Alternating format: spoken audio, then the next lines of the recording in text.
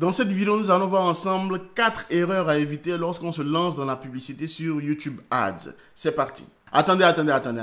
Vous allez me dire que vous ne faites pas encore de publicité sur YouTube Ads. Waouh! Heureusement qu'il y a cette vidéo pour vous aider. Aujourd'hui, dans l'époque à laquelle nous vivons, il existe différents moyens de pouvoir toucher vos clients potentiels. Quand je dis vos clients potentiels, c'est vos prospects, bien évidemment. On a la publicité payante, on a tout ce qui est référencement, on a le contenu, on a l'inbound marketing, etc., etc. Maintenant, lorsque vous allez vous lancer dans la publicité payante, on connaît tous le grand, l'unique Facebook Ads. Mais aujourd'hui, beaucoup d'entreprises sous-estiment ou alors utilisent très peu YouTube Ads. Dans cette vidéo, je vais vous expliquer pourquoi est-ce que vous devez utiliser cette plateforme-là, en quoi est-ce qu'elle est différente des autres régies publicitaires, et quelles sont les erreurs à ne pas commettre lorsqu'on se lance sur YouTube Ads. Aujourd'hui, sur Facebook, on a souvent beaucoup de problèmes. Il y a des coûts publicitaires qui augmentent, donc des CPM qui augmentent à chaque fois. Donc les coûts d'acquisition sont de plus en plus élevés. Sur YouTube, bien évidemment, ça augmente un peu partout parce que lorsqu'il y a beaucoup de personnes qui se mettent à faire de la publicité, les coûts d'acquisition vont forcément augmenter. Mais sur YouTube Ads, le principal avantage qu'on a, et c'est cet avantage-là que je donne à chaque fois, c'est que on a la recherche basée sur l'intention. Aujourd'hui, sur Facebook, vous ne pouvez pas cibler quelqu'un qui est en train de chercher à faire un enterrement de vie de jeune fille. Quelqu'un qui est en train de chercher à créer un blog sur WordPress, par exemple. Mais avec YouTube Ads, vous pouvez cibler par mots-clés. Donc, cibler les intentions des utilisateurs, des clients potentiels, etc. Donc, lorsqu'on peut baser la publicité sur l'intention de l'utilisateur, on est sûr d'avoir déjà un prospect qui est qualifié parce qu'on l'a rencontré lorsqu'il faisait sa recherche. On est sûr d'avoir un prospect qui est qualifié parce qu'on l'a rencontré au niveau de son problème. On est sûr d'avoir un prospect qui est qualifié parce qu'il est déjà en recherche d'informations. Il est déjà conscient du problème qu'il a et il est en mode recherche de solutions. L'autre avantage également, c'est le ciblage. Alors, Facebook est puissant au niveau du ciblage, YouTube aussi l'est, parce qu'il y a différentes options de ciblage. Encore une fois, je reviens sur le ciblage basé sur l'intention qui est super puissant. Et enfin, l'élément principal qui va faire que vous allez vous mettre à utiliser la publicité YouTube Ads, c'est que peu d'entreprises l'utilisent. Contrairement à Facebook, où c'est énormément utilisé, Facebook et Instagram, YouTube Ads, il y a encore très peu de monde dessus. Maintenant, les erreurs à éviter sont les suivantes. La première erreur, elle est toute simple, c'est basique, mais beaucoup d'entrepreneurs le font. C'est tout simplement de ne pas préparer sa campagne. Après avoir regardé cette vidéo, vous aurez certainement envie de tester. Vous allez créer un compte ou alors vous l'avez déjà avec votre compte Google Ads et vous allez vous mettre à faire de la publicité. Sauf que ça ne fonctionne pas aussi simplement que ça. Avant même de faire vos publicités, il faut préparer la campagne. La préparation, ça implique quoi? Ça implique le fait d'identifier vos cibles, d'identifier la durée de la campagne, de savoir quel est le budget que vous êtes prêt à mettre, que vous consentez à mettre pour faire de la publicité sur YouTube. C'est d'identifier aussi vos objectifs commerciaux. Est-ce que vous voulez faire de la publicité pour gagner de l'argent, pour augmenter votre notoriété? C'est vous qui savez, c'est vous qui voyez à ce niveau-là. Mais il y a aussi l'élément qui est certainement le plus important, la configuration du tracking des conversions. Sur YouTube, c'est différent de Facebook. On n'a pas juste le Facebook Pixel à installer et configurer les événements dans le Business Manager. Sur YouTube, il faut passer par Google Tag Manager. Donc, il faut installer les balises sur les pages correspondantes qu'on veut traquer. Il faut aussi configurer les conversions. Il y a des conversions personnalisées, il y a des conversions qu'on a directement dans YouTube Ads. Donc, il faut configurer tout ça. Et la configuration peut prendre du temps en fonction de tout ce que vous voulez traquer. La seconde erreur, alors c'est 2 erreurs en une, c'est d'avoir un petit budget sur une courte période. Je prends un exemple tout simple. Vous voulez mettre 10 ou 20 euros sur YouTube Ads sur 2 jours pour voir si ça marche. Aujourd'hui, pour faire de la publicité sur YouTube Ads, 2 jours, ce n'est vraiment pas suffisant pour avoir des résultats.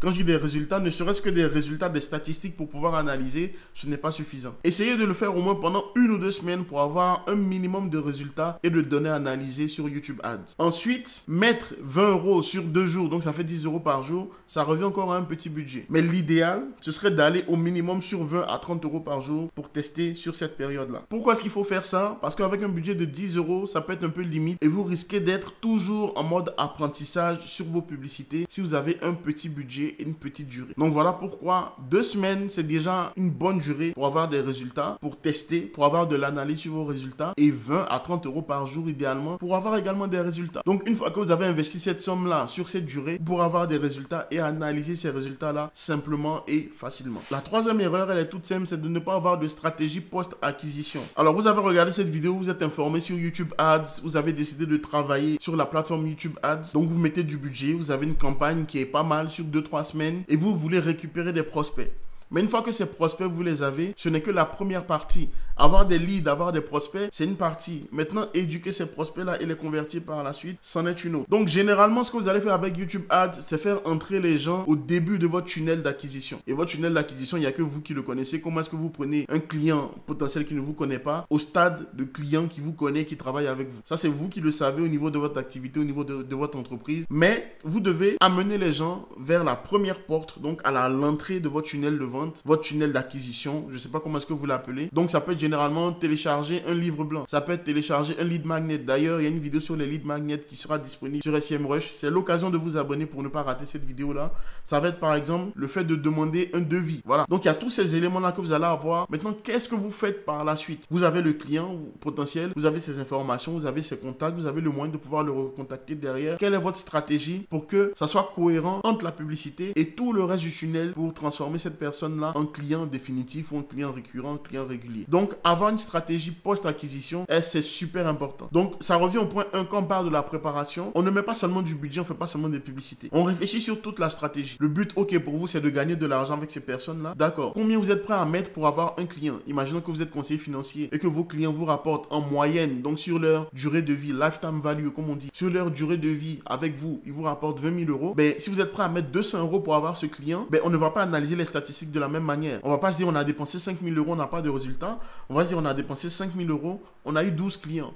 Donc concrètement, ces 12 clients à 5 000 euros vont nous rapporter 200 000, 300 000 euros derrière. C'est comme ça qu'on va faire cette analyse-là. Donc, la stratégie post-acquisition, ça dépend vraiment de vous. En fonction de votre industrie, en fonction de votre activité, en fonction de ce que vous faites. Si c'est du e-commerce ou c'est quelque chose de plus haut de gamme que vous vendez, ça va vraiment dépendre de vous. Donc, ayez une stratégie post-acquisition pour entretenir le lien avec le client potentiel et pour faire en sorte de le convertir plus ou moins rapidement. Et cette erreur-là, elle semble logique, elle semble normale, c'est de ne pas se faire accompagner ou de ne pas se faire former.